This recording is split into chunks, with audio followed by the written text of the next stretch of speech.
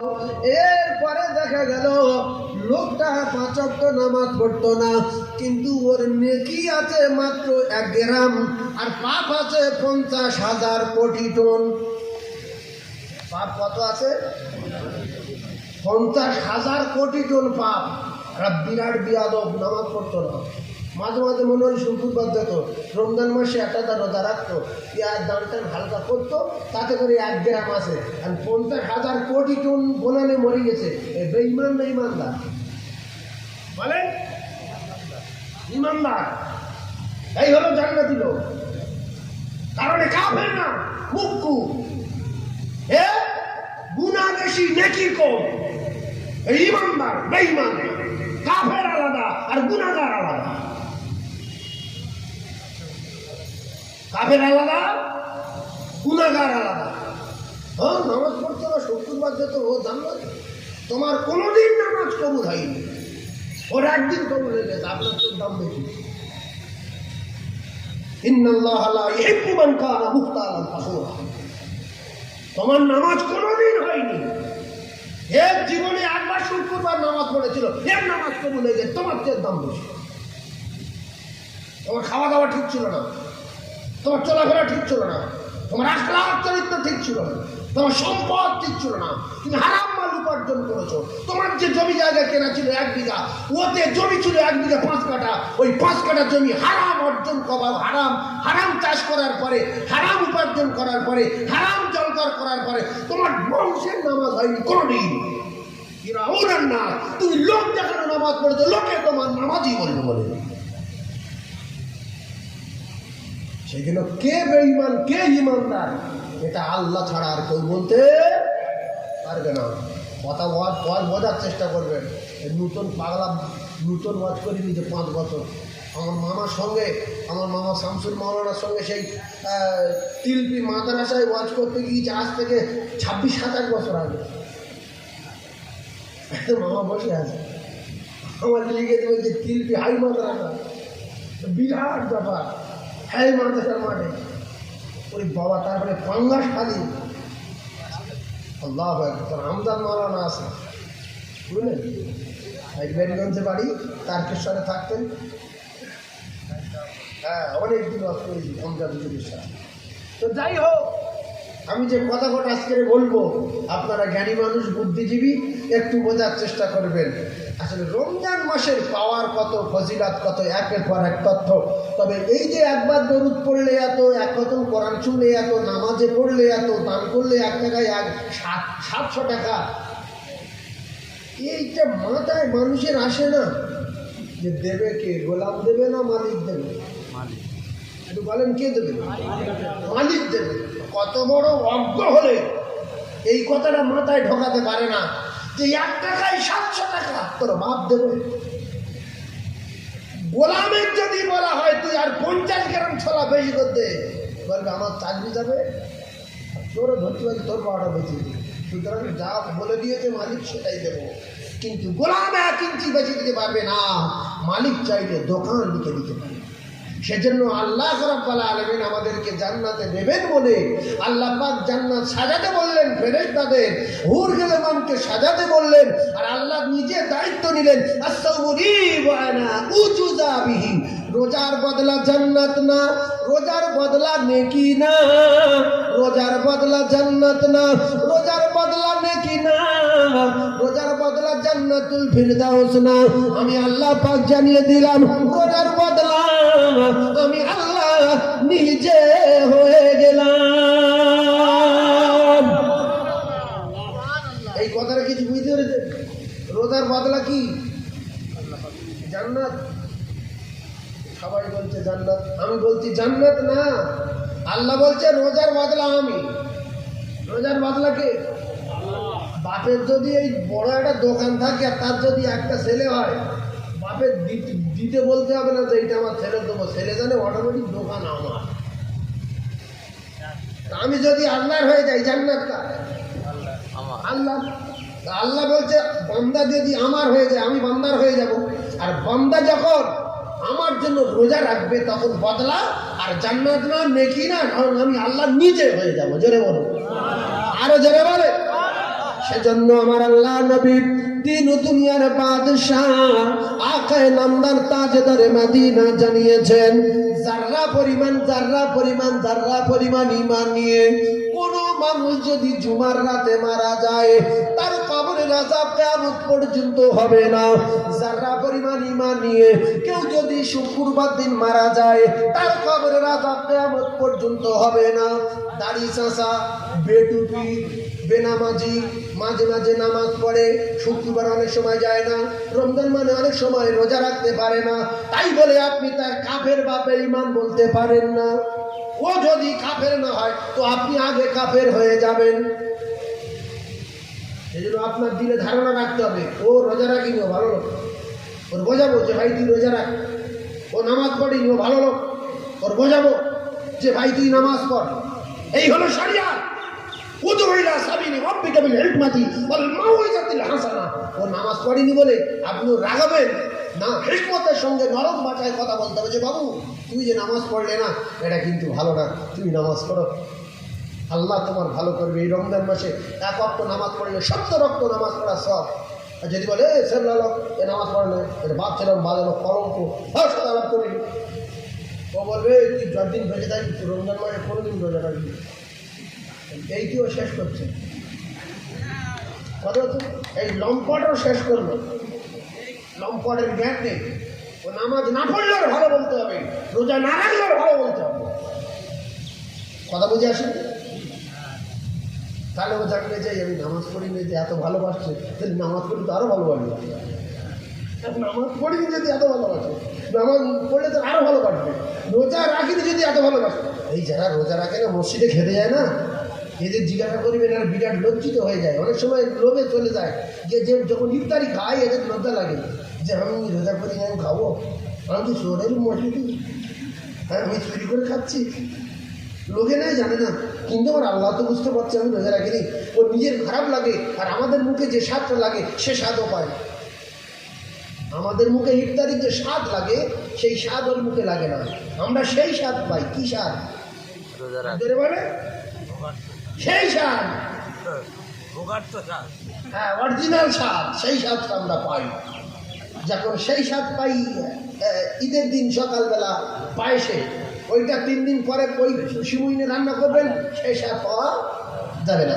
এরপরে কুরবানির গোশত, যে জীবনে গোশ খায় না 3 কেজি খাবে, এমন বরকত, ওতে রোগ নেই, পিঠ ব্যথা নেই, পেটের যন্ত্রণা নেই, জ্বালা নেই। গিন্নির বলছে হ্যাঁ কি হয়েছে হয়েছে বলছে, সবাই আশ্চর্য হয়েছে, বলছে তুলে দে, টেনে দিবি, হ্যাঁ বলছে শক্ত, বলছে কিনে নেবো। ঠিক কথা, ঠিক না ভুল বলে?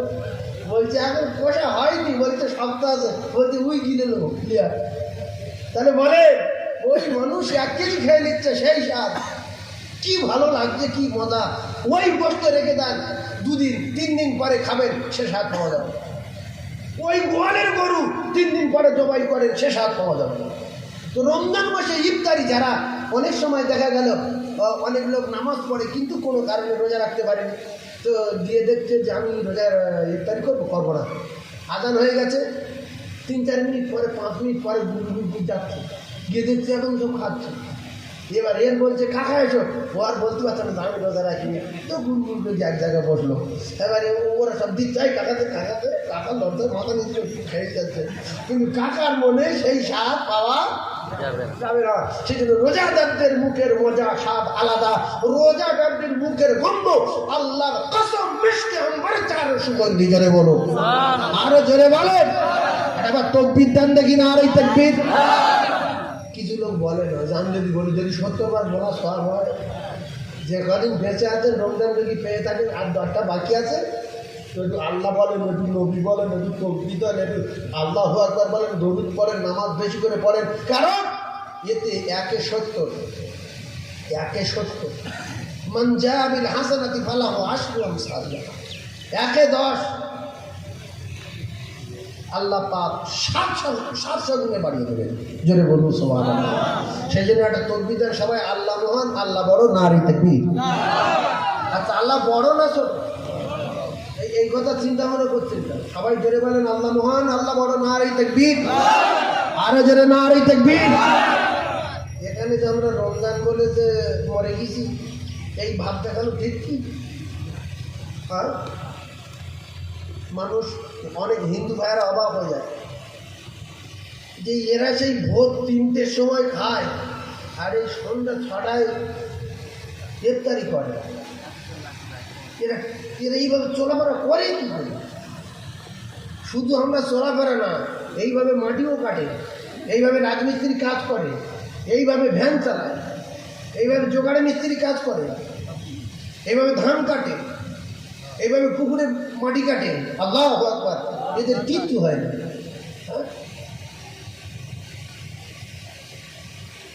এগুলো একমাত্র আল্লাহর রহম আর আল্লাহর দয়া। তবে একটা কথা আমি আপনাদেরকে জানিয়ে দেই, প্রত্যেক বছর মাহে রমজানের রোজা আসে। এই রোজার মাস একটা মাস দিনের বেলা না খেয়ে থাকা, কোন লাট কোন তার কোন সুইচ কোথায় গিরিশ কোথায় মোবিল কোথায় কি দেওয়া আছে সব কিছু জানেন তিনি, যিনি তৈরি করেছেন অতি সুন্দর করে। ভাইরা আমার বাবাদিরা, ওই মালিক 11 মাস আমাদের খাওয়া ফরজ করে দিয়েছে, জায়েজ করে দিয়েছে। একটা মাস খাওয়া আমাদের জন্য হারাম করে দিয়েছে, একটা মাস দিনের বেলা খাওয়া হারাম করে দিয়েছে। কারণ গাড়ি যখন রাস্তায় চলে, 1 বছর ভোর চলার পরে গাড়ি এখন গ্যারেজে নিয়ে যাওয়া হলো, ইঞ্জিন মালিক বলল ইঞ্জিন করতে হবে, এর ভিতরে অনেক কিছু নাট বল্টু দুর্বল হয়ে গেছে, এগুলো ভালো করে ঝালাই করতে হবে, চেঞ্জ করতে হবে, গিরিশ দিতে হবে, মোবিল দিতে হবে। তারপরের বুকে ছাতায় পা তুলে দিয়ে 1 বছর চালাবে আর অসুবিধা হবে না। আল্লাহ তার বান্দার অতি সুন্দর করে তৈরি করে 11 মাস হদ্দ খাওয়ার অর্ডার দিয়ে 1 মাস খাওয়া নিষেধ করে দিয়েছে দিনের বেলা। আল্লাহর তৈরি ইঞ্জিনটা আল্লাহ পাক ঝালাই করবে, নাট পাল্টাবে, বল্টু পাল্টাবে, গিরিশ দেবে, মোবিল দেবে, সুই দেবে। তারপরে 11 মাস আবার হদ্দ খাওয়া খাবে, আর অসুবিধা হবে না, হবে না। ভাইরা আমার বাবাদিরা, পৃথিবীর মানুষের দিকে একটু লক্ষ্য করো। মাহে রমজানে মুসলমানেরা সুস্থ থাকে, এরা দুর্বল হয়ে যায় না। অনেক রোগী মানুষ রোগ সুস্থ হয়ে যায়। এটা পৃথিবীর জমিনে আল্লাহ পাকের কুদরত নিয়ামতি মাস মাহে রমজান। আর মদিনাল মুনাওয়ারা পৃথিবীর একটা জায়গায় আছে, মক্কাতুল মুআজ্জামা পৃথিবীর একটা জায়গায় আছে। ও বলি জাতুরারা, তামাম পৃথিবীর যত রোগ ব্যাধি আছে সমস্ত রোগ ব্যাধির ঔষধ মক্কাতুল মুআজ্জামার একটা পুকুরের পানি আছে। ওই পুকুরটার নাম হলো আবে জমজম, জমজম, জমজম। আমরা যখন হজ পাকে যাই, এই সময় লক্ষ্য করলে দেখা যায় অনেক মানুষ 4 রকম পেটের ব্যথা, 2 রকম জ্বরের বড়ি, 3 রকম গ্যাসের বড়ি, 3 রকম বমির বড়ি, 8 রকম জ্বালার বড়ি, যন্ত্রণার বড়ি, পা ফাটার বড়ি, শুধু বড়ি নিয়েছে 500-700 গ্রাম বড়ি। ও যে ব্যাগে গেল বড়ি, ওই ব্যাগে ফিরে আসলো বড়ি একটা খেতে হলো না। কারণ মক্কা মদিনায় গেলে বড়ি লাগে না, কারণ মক্কা মদিনায় সব বড়ির বাপের নাম, সব ঔষধের বাপের নাম আবে জমজমের পানি। জিবরিল আমিন বললেন, হাজেরা, এই যে পানিটা ইসমাইলের পায়ের গোড়ালির দাঁত থেকে জারি হয়ে গেল, এই পানি সাধারণ পানি না। এই পানি খেলে ক্ষুধা থাকবে না, এই পানি খেলে পিপাসা লাগবে না, এই পানি খেলে পেটে যন্ত্রণা হবে না, এই পানি খেলে রোগ হবে না, এই পানি খেলে কোনো ব্যাধি হবে না। সমস্ত রোগ ব্যাধি এই পানি খেলে আমার আল্লাহ শেফা করে দেবে। এই পানির কিয়ামত পর্যন্ত পৃথিবীর মানুষের জন্য থাকবে।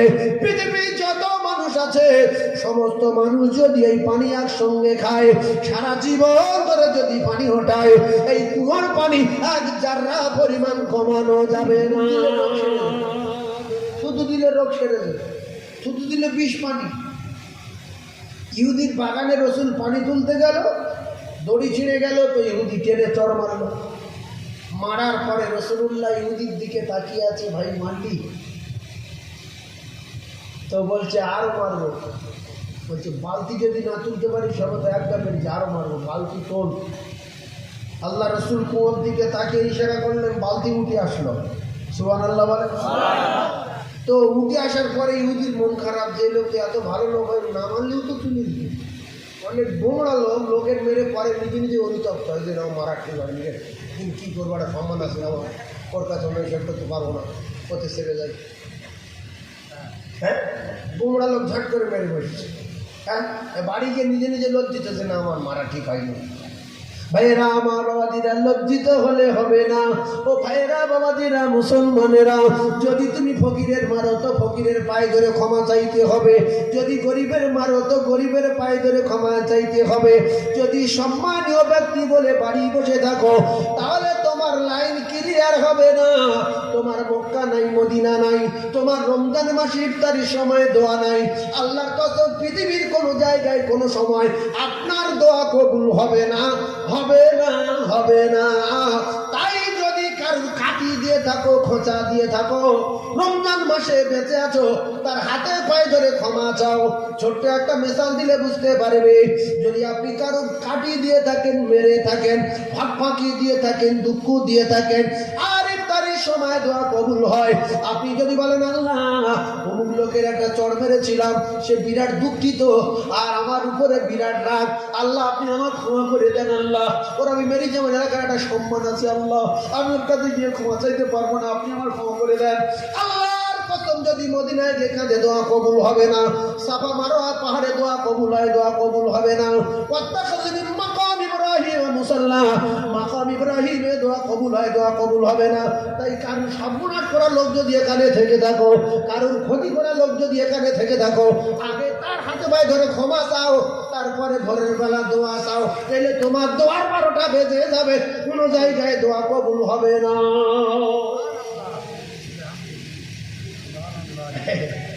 প্রসাদ দেওয়ার লোক আসে, যে আসে সে বুঝুক আমি আসি কিনে আসি, কথা বুঝতে পারছি। জমি কিনেছে 5 কাঠা, দখল করে 6 কাঠা, এক অক্ট নামাজ কাজা করে না। হ্যাঁ, এক অক্ট নামাজ কাজা করে না। জমি কত? 5 কাঠা, দখল করেছে কত? 6 কাঠা। ভাইজান আমার বাবাজিরা, ভালো করে বোঝার চেষ্টা করুন। আল্লাহ নবী দিন দুনিয়ার বাদশাহ জানিয়েছেন, মান আফতারা ফিহি সাইমান কানা মাগফিরাতাল লিযুনুবি ওয়া ইতকুম মিনান নার। আমি রাসূলুল্লাহ জানিয়ে দিলাম, মাহে রমজানে যদি কোনো রোজাদারকে ইফতারি করা হয়, আমি রাসূলুল্লাহ জানিয়ে দিলাম, ওয়াইদকুম মিনান নার, আমি রাসূলুল্লাহ কথা দিলাম, তার জাহান্নামের আগুনটা আমার আল্লাহ হারাম করে দেবে।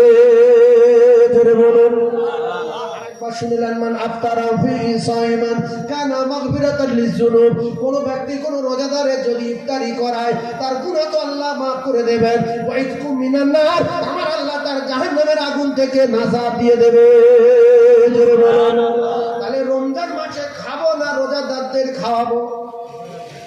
বলে কিছু লোক আছে শুধু কে কোথায় দেবে আমার দাও, আমার শরবত কই, আমার চিনি কই, আমার মুড়ি কই, আমার ছোটা দাও, আমার কলা দাও।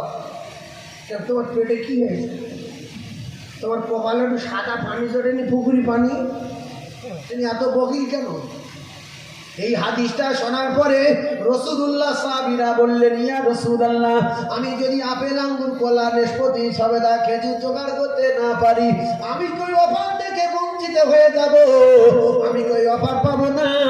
আল্লাহ রাসূল বললেন, তুমি যদি এক জগ সাদা পানি পান করাতে পারো, তাহলে ওর কবুলিয়াত রোজা সওয়াব তোমার নামায় আমলে লেখা হবে।